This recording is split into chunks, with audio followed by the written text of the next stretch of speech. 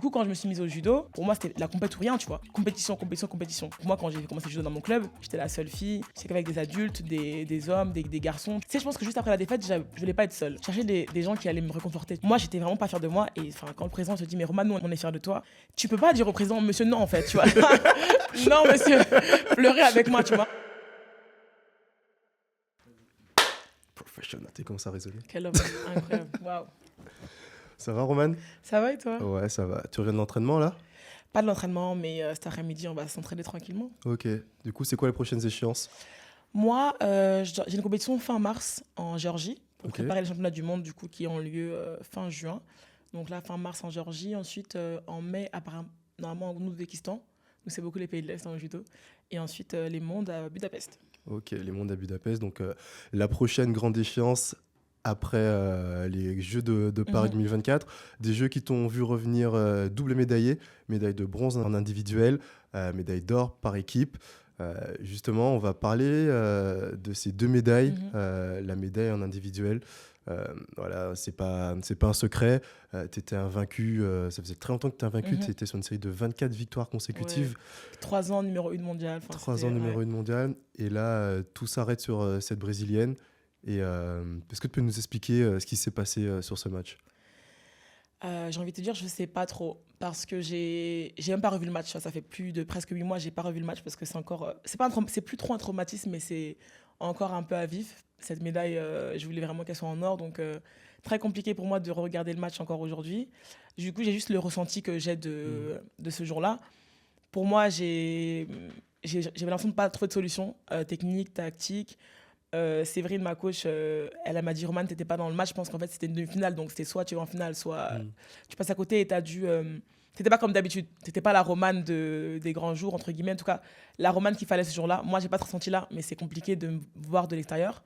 Elle avait ce regard-là et ouais, j'ai pas su, je pense. J'ai la sensation que ça se passe bien et que d'un coup, en fait. J'arrive pas à faire mon judo, donc je commence à paniquer et j'arrive plus à m'exprimer, j'arrive plus à mettre les bonnes choses en place et je tombe. Donc très dur forcément. Quand tu sors du match et tu sais que tu seras pas champion olympique, c'est compliqué, ouais.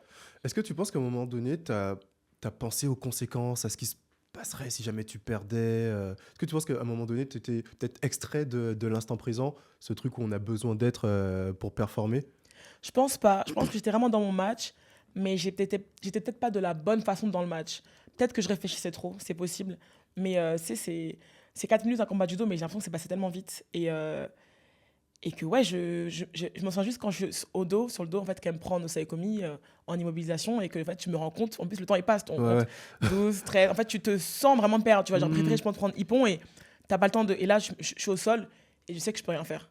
Et en fait, je suis en train juste de compter les secondes qui m'empêchent de devenir championne olympique, quoi. Donc ouais, ça va être horrible comme ça. Ouais, c'est vrai.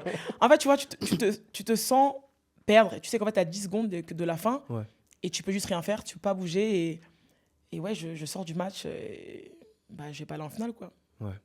Et on te voit, tu sors du match, t'es déboussolé, t'es en pleurs. Et la petite finale, c'est combien de temps après? C'était 1 heure, 1h30? Ouais, c'était assez rapide. C'est rapide. Ouais, c'est hyper rapide. Qu'est-ce qui se passe dans la zone arrière, à qui tu parles? Je parle à ma sparring Emma et à ma coach, forcément, Séverine. Il y avait aussi Sarah Loni qui était là. Et tu vois, j'ai perdu aussi en demi-finale à Tokyo. Mais à Tokyo, avec ce truc où vraiment j'étais effondrée. Genre, je perds ma demi, je suis en pleurs, je suis inconsolable pendant le temps avant ma place de 3. C'était dur, tu vois. J'étais en pleurs et je me disais, mais remarque pas que les gens doivent pleurer. Parce que, beaucoup de choses comme ça négatives. Et là, en fait, il n'y a presque pas de larmes qui coulent, tu vois. Et je perds ma demi-finale. Je sors du tapis, je marche et il y a Séverine qui vient me voir et je dis, non, mais t'inquiète, je sais. T'inquiète. En vrai, en fait, là, il n'y a rien à dire là. On parle dans 1 heure, en fait. Là, il y a... Tu vois, ce truc où je me dis, bizarrement, sur le coup, j'ai réussi à me dire, passe à autre chose. Et je lui dis, Séverine, là, c'est rien de me parler. Je sais, ok, fin, pause, focus sur le match d'après. Et après, une fois, par contre, que je gagne ma place de 3, là, c'est toutes les larmes de mon corps. Je pense pas que j'avais autant de larmes en moi, tu vois, qui sont sorties parce que c'est enfin la retombée des Jeux, en tout cas en individuel, mais aussi je réalise que je suis pas championne olympique. J'ai une médaille, certes, mais je serai pas championne olympique. et qu'il y a 1 heure, j'ai échoué en demi-finale, et tu vois, il y a plein de trucs. Et là, je pense que j'ai pleuré pendant 3 mois. C'était vraiment dur. Ouais, j'ai beaucoup pleuré. Je pensais pas qu'on pouvait autant pleurer. Je pensais que j'allais beaucoup pleurer à Tokyo, mais là, Paris, c'était... Paris, c'était vraiment autre chose. Mais ouais, mais tu vois, il y a cet entre-deux, entre ma demi et ma place de 3. Vraiment, je m'en souviens très bien, on était sur le tapis, il y avait Séverine, Sarah Loni, Emma. Et je dis non, mais je sais les meufs. Honnêtement, là, je sais. Il n'y a rien à dire, on avance. Et c'était que des larmes de tristesse? Il n'y a pas de larmes d'un peu Ouais. Après, à Tokyo, il y avait des larmes, un peu de joie dans mes larmes, mais Paris, en tout cas, à ce moment-là, tu vois, juste après ma place de 3, c'était vraiment que de la déception, que de la Ouais. tristesse. Je m'en voulais. Enfin, Et en plus, je suis partie à mon père, je commence à pleurer. Genre, mon premier club, je pleure, et je vois le président, je repleure dans les bras du. Je me suis dit, purée, Roman, t'as sali la chemise du président quand même. Sa belle chemise blanche et tout. J'étais comme, ah, monsieur. Enfin, c'était horrible. Mais là, c'était vraiment, honnêtement, à ce moment-là, c'était que des larmes qui faisaient mal, en fait. C'était pas des larmes Ouais. liées à un sentiment de satisfaction ou un sentiment heureux, quoi. Et justement, hein, c'est une image qui a un peu fait le tour de la France à ce moment-là, quand tu descends de ton tatami, il y a le président Macron qui arrive, qui te fait un câlin, qui essuie tes larmes et tout. Enfin, sur le moment, ça t'a pas... Est-ce que ça t'a fait du bien? Parce que moi, je te dis, par exemple, je sais que en tout cas, quand t'es déçu, t'as peut-être envie d'être seul, t'as pas forcément envie qu'on vienne dans ton espace vital. Je te donne un exemple, nous, à la fin de notre match pour la petite finale, il y a Rachida Dati qui vient, qui nous fait un câlin, mais c'était différent parce qu'on était content de notre médaille de bronze. Toi, comment tu l'as vécu? Bah, le fait d'être réconforté par le président, moi, j'ai pas vécu comme quelque chose. Enfin, ça me dérangeait pas parce qu'à ce moment-là, tu sais, je pense que juste après la défaite, je voulais pas être seule. Juste à ce moment-là, je voulais juste être avec mes proches, mais ma famille. Tu vois, j'ai mon père, j'ai mon premier club. Je voulais chercher des gens qui allaient me réconforter. Tu vois, j'ai envie de pleurer quand j'en parle. Mais à ce moment-là, moi, je voulais même me cacher en vrai. Je voulais juste aller me cacher dans un coin avec mes potes, ma famille, mes parents, juste laissez-moi tranquille pleurer en paix, tu vois. Sauf que bah, tu peux pas. En plus, après, il faut passer devant les médias. C'est les Jeux Olympiques, tu dois passer par les médias, caméra partout, les gens qui filment. Exactement. Partout, les gens sont là. Et ce qui était dur, en fait, dur à ce moment-là, c'est que moi, j'étais vraiment pas fière de moi. Et quand le président se dit, mais Roman, nous, on est fiers de toi. Et je dis, mais tu peux pas dire au président, monsieur, non, en fait, tu vois. Non, monsieur, pleurez avec moi, tu vois. Et moi, j'étais vraiment. Et je te jure, je me dis, mais il n'y a personne pour faire ça. Mais c'était ma journée. Et ouais, il me disait, mais Roman, t'inquiète pas, t'inquiète pas, ça va aller, on est fiers de toi. Mais tu sais, moi, je n'arrivais pas à entendre ce discours positif. Et je me sens juste de la fin où, en fait, il y avait le public. Et en fait, il me disait, mais regarde comment tout le monde est fier de toi. Et le public qui m'applaudit, qui me truc. Mais moi, à ce moment-là, je ne pouvais pas sentir ça, tu vois. Après coup, là, on est presque plus de 8 mois après. Bien sûr qu'il y a du positif, tu vois, et qu'il y a des belles choses et que c'était une belle journée, d'une certaine façon, tu vois. Mais à ce moment-là, en tout cas, je ne pouvais pas entendre ce discours positif. En tout cas, je n'étais pas prête à le recevoir, ouais, tu vois. je comprends. Et la question, 1 million d'euros, est-ce que tu vas la revoir un jour, cette demi-finale? Je vais devoir la revoir parce que je vais reprendre cette brésilienne. Elle est de ta génération? Ouais, on a le même âge. D'accord, vous allez vous suivre. Ouais. Mais tu vois, quand je gagne les mondes, je gagne sur elle. Sur l'Olympiade, j'ai jamais perdu sur elle. Donc, mais bon, c'est les Jeux Olympiques, on sait très bien qu'il y a des choses de fou qui se passent. Donc, je vais devoir la revoir, ne serait-ce que pour analyser, pour voir factuellement ce qui a fonctionné ou pas. À partir de quel moment j'ai perdu le fil du match, je vais devoir la revoir, tu vois. Mais tu vois, quand j'ai perdu au championnat du monde en 2023, alors que j'ai champion du monde en titre, pareil, j'ai pris, je pense, 8 mois à regarder ma finale, tu vois, mon premier tour, parce que j'étais juste pas prête à recevoir de façon saine cette vidéo, à pouvoir l'analyser de façon sereine et de façon factuelle, sans qu'il y ait d'émotions liées à ça. Et je pense que maintenant, je peux être prête à la regarder cette demi parce que les émotions sont moins présentes, tu vois. Je vais pouvoir vraiment la regarder de façon judo, tu vois. Mais avant, c'était pas possible. Et justement, tu nous as parlé de cette contre-performance en 2023. Donc, tu es championne du monde en 2022. 2023, tu es la grande favorite, tu es numéro 1 mondiale. Et là, tu arrives défaite au premier tour sur une échelle de défaite en demi-finale des Jeux Olympiques. Sur 10, tu mettrais combien? Question compliquée, parce que les mondes, ça a vraiment été aussi un gros traumatisme. C'était... Parce que je tombe du toit du monde, c'est le cas de le dire. J'étais championne du monde en titre, invaincue encore une fois depuis des années. C'était vraiment dur, surtout que j'étais vraiment la grande favorite. Bon, comme aux Jeux Olympiques, mais tu vois, en vrai, j'aurais pu perdre. Encore une fois, on fait du judo et on fait un sport où tout peut basculer en une demi-seconde, tu vois. Tu peux dominer un match et puis tu sais pas ce qui se passe, un pied qui traîne, on te balaye, c'est fini. Ça peut aller très très vite, mais la façon dont j'ai perdu, pour moi, c'était pas une façon dont je devais perdre, si on peut qualifier les bonnes façons de perdre ou pas. Donc pour moi, c'était j'ai pas envie, je pense que c'était même plus traumatisant que les jeux, pour le coup. Même s'il y a les jeux et que c'est tous les 4 ans, mais parce qu'en fait, j'étais pas prête à perdre. Dans le sens où j'étais pas mentalement prête à perdre. Et tu vois, avec mon préparateur mental, pendant des années, je lui disais, j'ai jamais perdu. Tu vois, j'avais des problèmes vraiment. Je me disais, j'ai rarement perdu T'as dans des ma problèmes de carrière. riche, toi. Hein. Oui, clairement. Tu vois. Et plus je gagnais les compétitions, bizarrement, plus les jeux, la course olympique avançait, plus je gagnais, plus je me disais, en fait, là, je suis en train de me chier dessus. Parce que je ne sais pas si je suis prête à perdre. Je ne sais pas si mentalement, j'ai pas envie de perdre. Je suis pas en train de te dire, je vais perdre. Mais le jour où je vais perdre, je ne sais pas comment je peux réagir. Okay. Et il m'a dit, en fait, je pense que Roman t'a provoqué ta défaite sans te rendre compte parce que peut-être qu'il fallait que tu perdes avant les jeux pour savoir que tu peux perdre, tu peux remonter la pente. Et tu vois, quand je perds au monde, et en fait, vraiment, quelques mois après, on en reparle et il dit, tu vois, il y a 1 an de ça, tu m'as dit, je suis pas prête à perdre, je sais pas si je suis prête, et t'as perdu. Et peut-être que finalement, c'était une bonne chose de perdre. Ça reste les mondes, c'est une compétition hyper importante, mais... Avec les Jeux de Paris juste après. Exactement. C'était peut-être le bon moment, tu vois. Ouais. En tout cas, la bonne année pour perdre un grand championnat, une compétition qui était attendue. Et puis voilà, après, on a pu travailler aussi en fonction de cette défaite. Comment, Roman, tu vas réussir à remonter la pente? Comment tu vas réussir à mettre ça de côté? Parce que vraiment, les mondes, c'était... tu vois, je perds les mondes. 2 jours après, j'étais chez moi et je prends un billet sur un coup de tête et je dis, je me casse, tu vois. Parce que je ne pouvais plus être... Enfin, pour moi, c'était trop d'être en France. Il y avait les Jeux à Paris. Julia, ma concurrente, elle fait 3e, enfin, elle fait 2e au monde. Est-ce que j'irais au jeu? Est-ce que j'irais pas au jeu? C'était trop, il fallait que je fuis. Ouais. Et moi, je suis vraiment le genre de personne qui fait des fuites en avant, ce qu'il faut pas faire. Hein. Et du coup, tu me parlais de fuite en avant. Est-ce que tu as eu le sentiment de faire ça après les Jeux de Paris? Parce que moi, honnêtement, je t'ai vu après les Jeux de Paris. Je t'ai vu la 2e semaine. On a même fait la fête ensemble. Faut pas tout dire, Enzo. Pas tout dire. Je t'ai vu aux Jeux paralympiques où là, tu as fait toutes les épreuves. Et même, est-ce que le fait d'aller à toutes ces épreuves paralympiques, ensuite, tu es parti à l'étranger, est-ce que tu considères ça un peu comme une fuite en avant? La période juste après les Jeux, j'ai pas tout de suite fui. Parce qu'en fait, déjà, tu peux pas. Enfin, même en vrai, je voulais quand même kiffer ces Jeux à Paris, les Jeux Olympiques, les Jeux Paralympiques. Je voulais avoir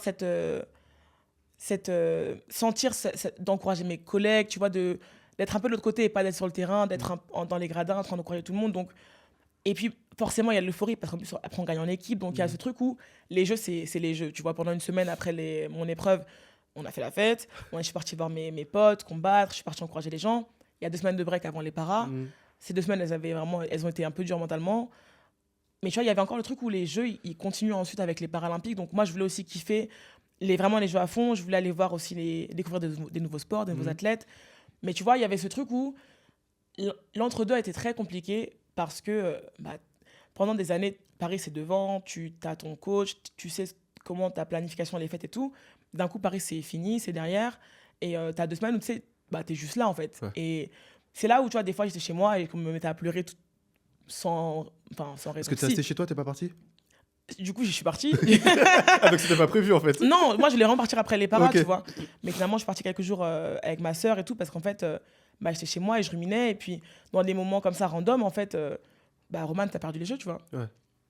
Et puis, t'as rien à faire. T'as rien à faire. T'as rien à faire. Tu vois, pendant même, tu sais, avant, j'allais en vacances et tout, forcément pour l'Olympiade, mais tu t'entraînes un petit peu, t'as les Jeux, t'as le truc où tu sais où tu vas. T'as un fil conducteur. Exactement.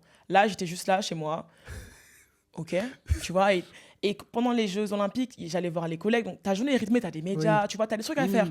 Là, pendant ces 2 semaines, c'était un peu un entre-deux où il n'y avait rien à faire. Mentalement, j'étais juste là à réfléchir à ma vie. Et ma vie, c'était quoi? C'était les Jeux. Et les Jeux, c'était quoi? C'était ma défaite en demi. Du coup, j'ai pas gagné les Jeux Olympiques. Et tu vois, il y avait ce truc où c'était très compliqué, mais vas-y, il y a les Paralympiques qui arrivent après. Donc, tu es encore dans le moule, tu vois, dans l'action. Ouais. Mais une fois que les Paralympiques s'arrêtent, et en fait, tu es un peu en entre-deux Olympiades où tu n'as pas trop de trucs à faire. Mentalement, tu n'es pas dans LA encore, mais tu n'es plus non plus trop dans Paris, tu vois. Et là, oui, c'était, tu vois, mon préparateur mental, je l'ai revu, je pense, en janvier. C'est une dinguerie, en vrai. Les Jeux, c'était en août, tu vois. Et il m'envoyait des messages, mais moi, j'étais juste pas prête.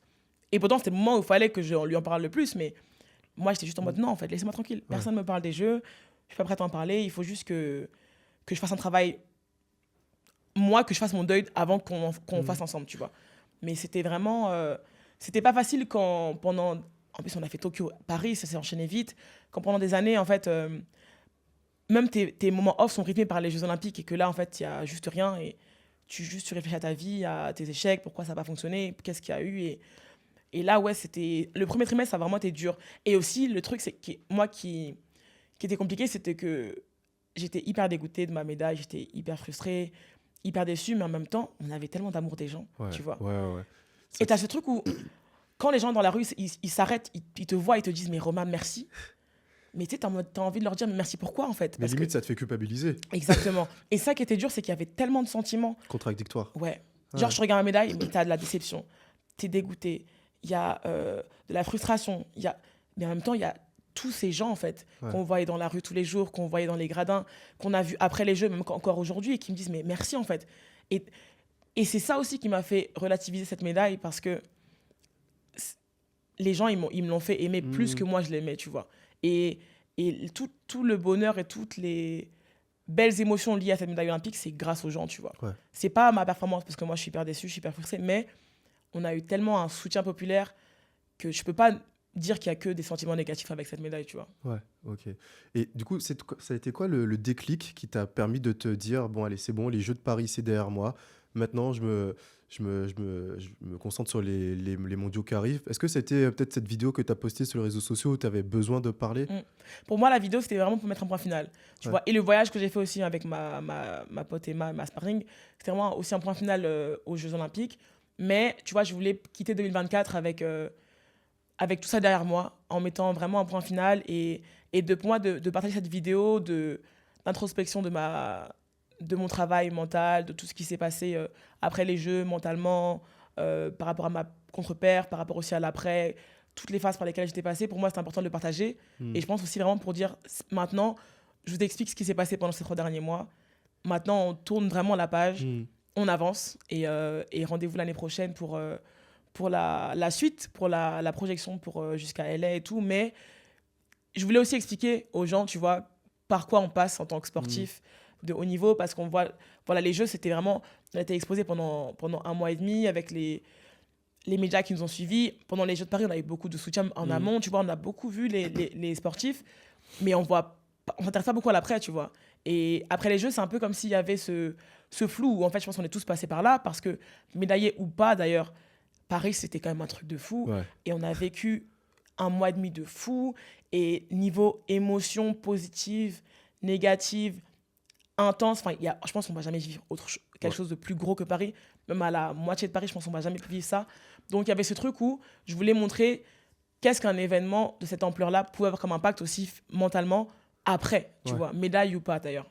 Ouais. Et tu l'as mentionné très rapidement, mais est-ce que tu peux nous parler un peu de la relation que tu as avec Emma, ta sparring partner qui t'a accompagné du coup pendant toute la préparation olympique, même pendant les Jeux? Ouais. Du coup, Emma, c'est une amie à moi qui est dans ma catégorie de poids. Et ça fait depuis, je pense, 7 ou 8 ans qu'on travaille ensemble. En fait, sur le tapis, il y a plusieurs lourdes, évidemment, mais rapidement, ça s'est dessiné que voilà, elle et moi, on allait faire des techniques ensemble en plus, être un peu ma sparring officielle. Et du coup, elle m'accompagnait sur le tapis, en compétition, en stage. Tu sais, en plus, elle travaille, Emma, donc elle posait ses jours vraiment pour le projet olympique. Ok. Pour te dire, carrément, Emma, elle voulait être maman, elle avait vraiment un projet d'arrêter sa carrière, mais elle a dit, on va aller à Paris ensemble, Romane, on va aller gagner ces médailles olympiques et ensuite, je prendrai ma retraite. Donc voilà, les Jeux, c'était aussi notre dernière compétition ensemble, notre dernière danse. Et ouais, c'était on fait un métier tellement compliqué que d'avoir, tu sais, un appui vraiment au quotidien, sur le tapis et surtout en dehors, ça fait du bien. Tu sais, c'est ma confidente aussi. Et puis, elle me connaît par cœur. Elle me connaît par cœur en tant que personne, elle me connaît par cœur en tant que sportive. Donc, de l'avoir à mes côtés encore plus dans ces moments compliqués, tu vois, qui étaient les contre-perfs et cet après aussi olympique, c'était vraiment un soutien de fou. Et ouais, avec aussi Sarah Léonie, forcément, qui est aussi ma teammate, ma fave teammate dans l'équipe, d'avoir des filles comme ça qui savent ce que tu vis, qui savent par quoi t'es passé, parce qu'elles l'ont vécu, parce qu'en fait, elles sont là au quotidien. Tu vois, quand tu as besoin de te confier, de parler après des moments durs, je pense que c'est plus facile de se confier à ce genre de personnes. Ouais, des personnes qui comprennent et qui Ouais. sont passées par. Tu vois, mes par ça. parents, bien sûr qu'ils m'accompagnent et qu'ils me donnent tout leur amour qu'ils peuvent, mais ils n'ont pas fait de sport de haut niveau, ils ont pas... Et tu vois, leur position, elle est un peu délicate parce que même eux, ils veulent donner, ils veulent m'aider, mais... Toi, t'es pas prête à recevoir, comme tu l'as Ouais. dit tout à l'heure. Et des fois, tu sais, je t'en mode, mais en fait, tu pourras jamais comprendre. Mais c'est Ouais. pas grave, mais juste, c'est factuel. Tu pourras pas comprendre ce que c'est d'être numéro 1 mondial pendant 5 ans et de perdre au jeu, tu vois. Tu peux pas comprendre que c'est d'avoir une attente envers toi-même tellement haute que... Mais t'arrives pas, tu vois. Ouais. Et je me dis, putain, j'ai fait 3 Tokyo, j'ai fait 3 Paris. Ah, ça y est, tu vois. Et tu pourras jamais comprendre ça, alors que une meuf comme Sarah Léonie, tu vois, elle peut comprendre. Une meuf comme Emma, elle sait parce que elle est avec moi au quotidien, dans mes dans les moments hyper bas, dans les Ouais. moments hyper hauts, elle est là et en fait, elle sait.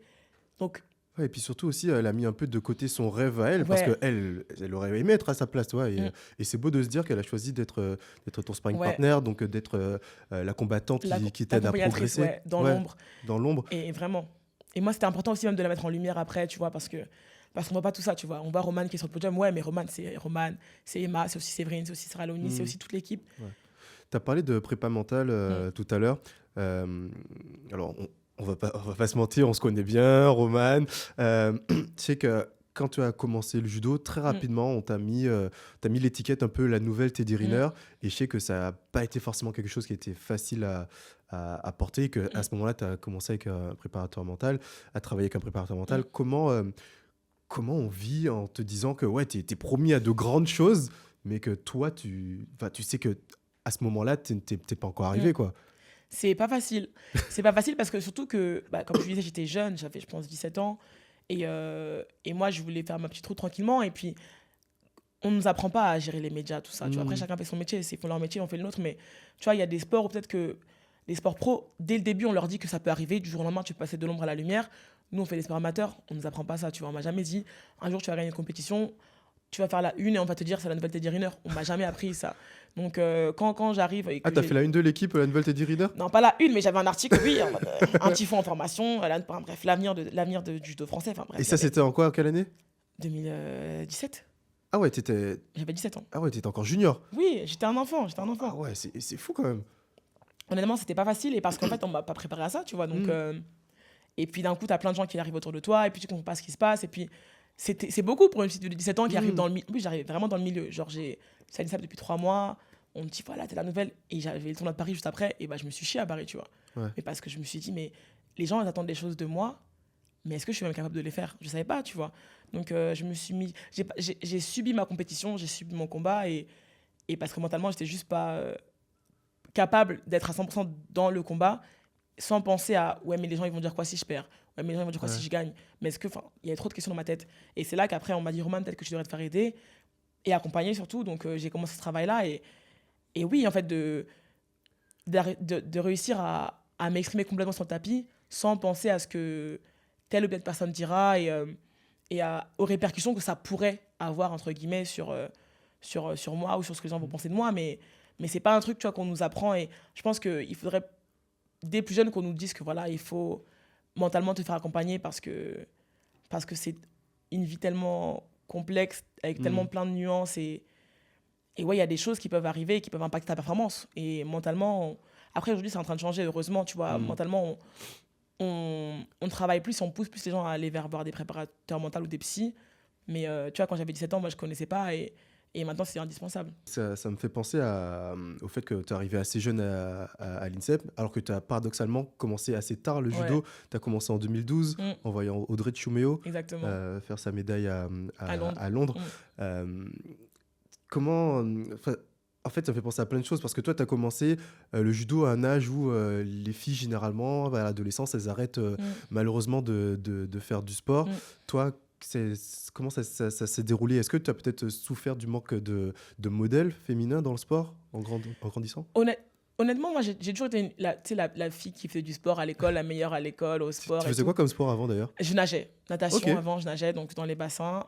Parce qu'en fait, je pense comme tous les parents, mais on nous a mis à la natation parce qu'en fait, ils voulaient qu'on apprenne à nager. Ouais. Et moi, je faisais 1m75, je sais pas à quel âge. Ils m'ont dit, bah, fais de la compète. J'ai dit, ok, on y va. Et tu vois, j'ai toujours aimé. Je pense que tu vois, on a tous. En Tu as tant que cet sportif esprit de haut niveau, compétitif. ouais, depuis que j'étais jeune, tu vois. Je voulais toujours être déléguée, je voulais toujours être première de ma classe. Tu étais délégué? Ouais, j'étais trop. Les années où j'étais pas déléguée, j'étais énervée. Hein. Ah ouais, Quand je perdais, j'étais saoulée, je te jure. Moi, ça me saoulait. Carrément, dis-toi, quand j'étais quand j'étais au collège, des fois, on faisait des sports co. En vrai, j'étais la plus grande, j'étais la meilleure. Les mecs, ils me faisaient pas la passe. Moi, j'allais m'asseoir. Hein. Moi, je jouais plus. Je dis, mais...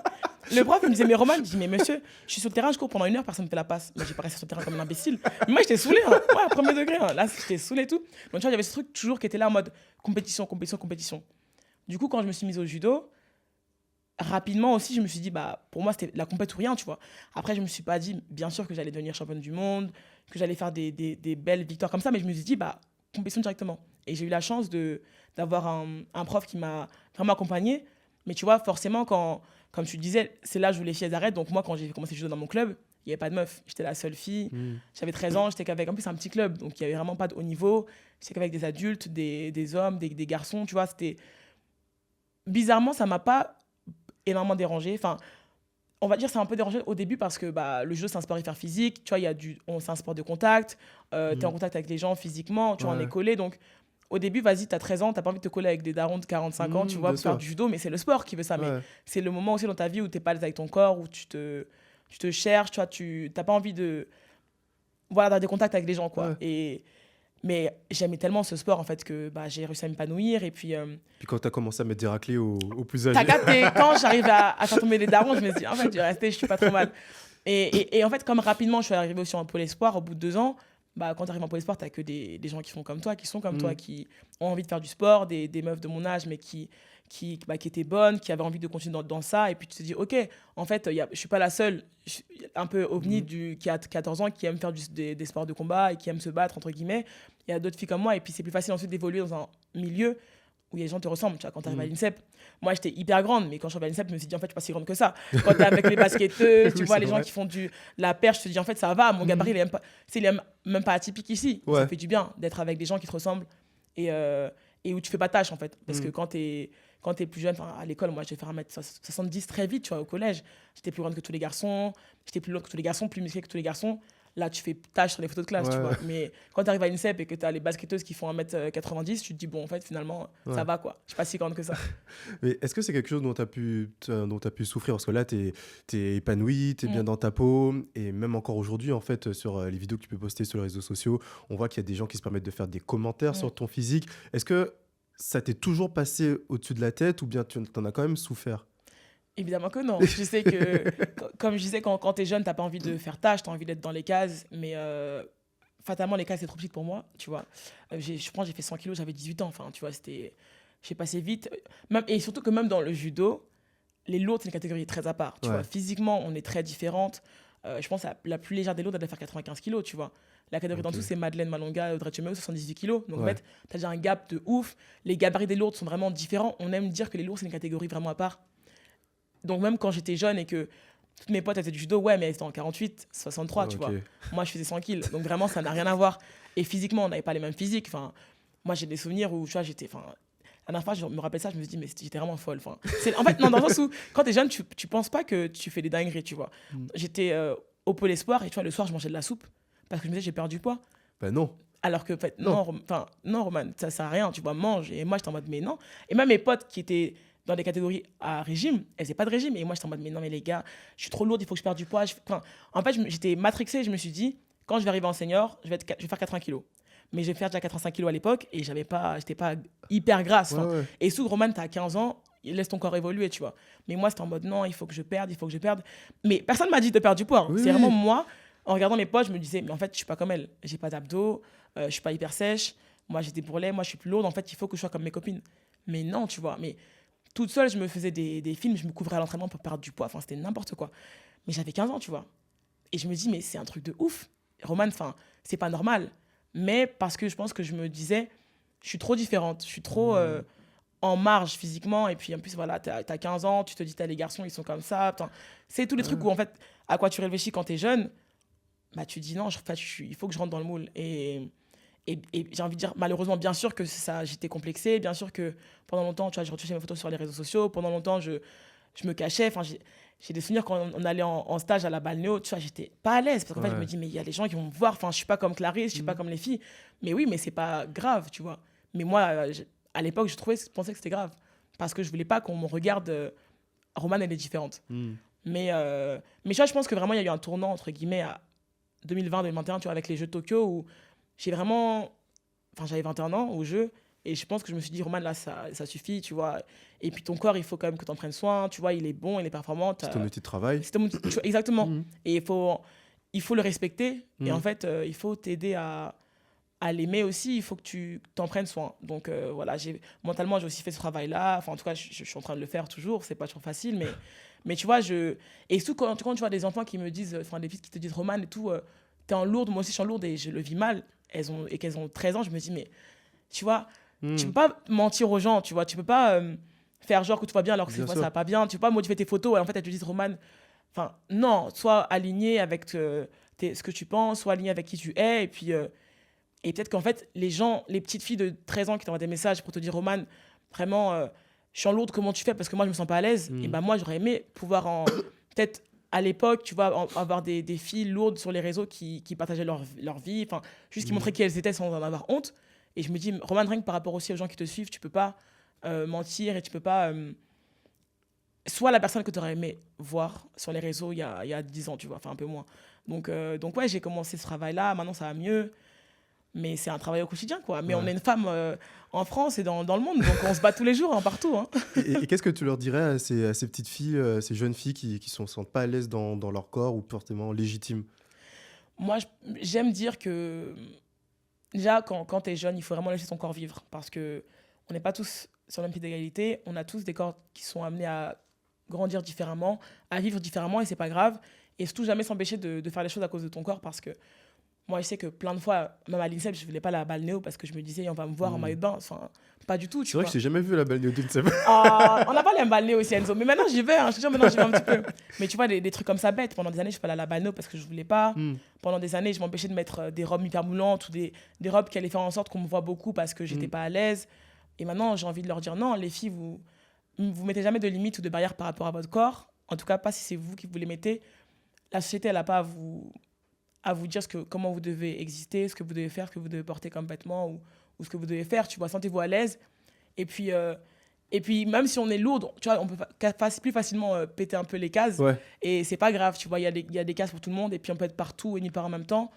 Et juste, il faut vivre sa vie. Tu vois, j'ai envie de dire, on a tellement de la chance, on est en bonne santé, on fait ce qu'on aime. Et pour qu'un jour, quelqu'un te dise, bah, t'es trop lourde, t'es trop grosse pour faire telle ou telle chose ou pour t'habiller comme ça, tu vois. Mais surtout, je veux aussi dire aux gens que c'est pas grave si tous les jours on n'est pas OK. Et je pense que même Beyoncé, des fois, elle se lève le matin en disant aujourd'hui, je me sens pas de mettre la mini-robe, mais c'est pas dramatique, Ouais. tu vois. Il n'y a pas de petite étape. Tu vois, moi, j'ai commencé en mettant des photos non retouchées sur les réseaux, ensuite à mettre voilà, des vêtements peut-être un peu plus qui me plaisaient, mais que je n'osais jamais trop osé faire avant. Et il n'y a pas de petite étape, tu vois. Et si un jour tu dois reculer de 6 pas pour demain en avancer encore, c'est pas dramatique. Mais juste, il faut prendre son temps. Et vraiment, step by step, et il n'y a pas de petite victoire, vraiment. Ok. Et en plus, c'est drôle parce que ce truc que tu me dis, c'était un mal pour un bien parce que ça t'a amené à avoir une corde en plus à ton arc. La couture, hein.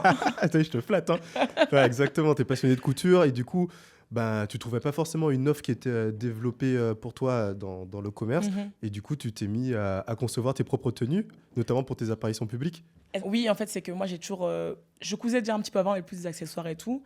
Et j'ai commencé à coudre un peu mes vêtements pour mes événements, en tout cas quand j'avais le temps, parce que j'ai compris vite qu'en fait, des vêtements qui étaient cousus par moi, pour moi, ils m'allaient vraiment bien, je me sentais bien dedans, à l'aise.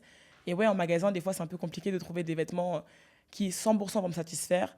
Et du coup, je me suis dit, bah, si un vêtement, tu le trouves pas en ta taille, ou qui te plaît complètement, bah, peut-être que tu peux le créer toi-même, tu vois. Donc, c'est aussi un peu comme ça que j'ai basculé vers les vêtements. Et tu vois, aujourd'hui, là, j'essaye au maximum de faire des vêtements que moi, j'ai cousus pour moi, pour me sentir bien dedans. Et puis, en fait, c'est un vêtement qui me va à 100%, dans lequel je me sens à l'aise et dans lequel je me sens aussi en confiance, tu vois. Et je me sens bien et je me sens belle. Donc, ouais, j'aime maintenant, quand j'ai du temps, coudre mes vêtements et aussi pour montrer que, voilà, il n'y a pas de... Je couds des vêtements hyper courts, hyper moulants, hyper sexy. C'est toi, Beyoncé, en fait. I mean, you know. Et tu vois, c'est pas grave, tu vois. Et avec les réseaux, comme je te disais, il y a tellement de gens en plus qui se permettent de dire des choses. Et je me suis rendu compte aussi que du coup, les femmes sportives, on était beaucoup associées à la performance, aux salles de sport, au muscu. Mais une meuf qui va mettre une robe moulante, bustier, en soirée, ça va te choquer. Alors que cette même meuf qui va mettre un débardeur et un short pour aller en muscu, ça va pas te choquer.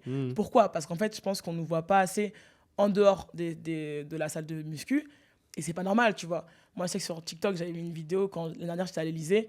J'étais trop contente, je fais mon OTD, tu vois, en mode « Ah, les gars, je suis à l'Élysée, je suis trop contente et tout. » J'ai mangé avec le président et j'avais mis une robe bustier rouge.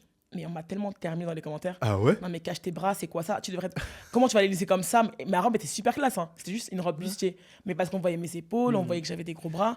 Et c'était pas associé à la féminité, en fait, tu vois. Mais je pense que les gens, ils ont plaisir à rejeter leurs propres insécurités sur une personne publique. Aussi. Mais en fait, des fois, des fois, je me dis, c'est aussi peut-être pas de leur faute, parce qu'ils ne nous voient tellement pas en dehors de ce genre de milieu, qu'ils vont dire, ouais, mais cache tes bras, ils sont trop musclés. Ouais, mais ces bras trop musclés, quand je te mets une vidéo de décès, ça te choque pas.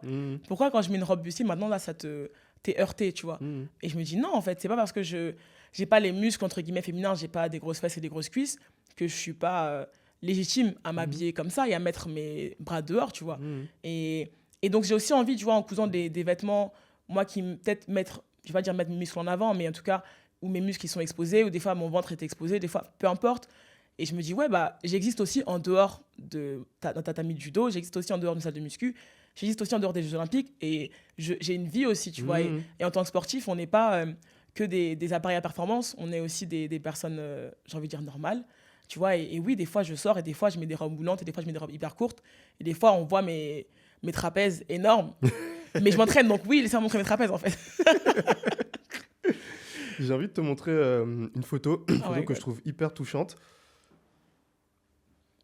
Oh, comment t'as eu ça? Bah, on se suit sur Instagram. Hein. Oh my god, la photo avec mon père. Ouais, la photo avec ton père, le jour où tu as re-signé avec Nike. Ouais. Moi, je trouve cette photo hyper touchante parce qu'elle dit beaucoup de choses. J'ai la chance de connaître ton père. D'ailleurs, la première fois que j'ai vu ton père, je crois que c'était.